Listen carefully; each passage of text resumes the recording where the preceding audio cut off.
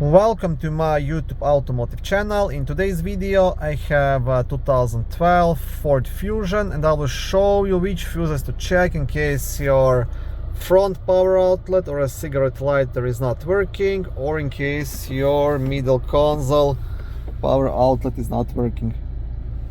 This video will apply to Ford Fusions made from 2010 all the way up to 2012.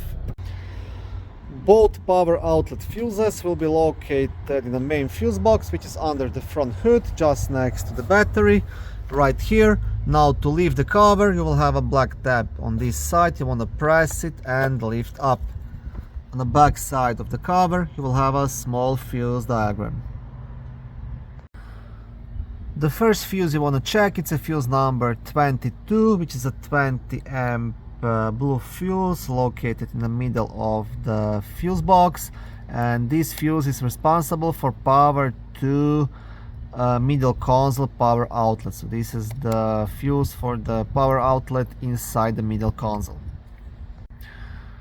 And the fuse responsible for power to the main power outlet in the dashboard is fuse number 29, which is also a blue 20 amp fuse located here.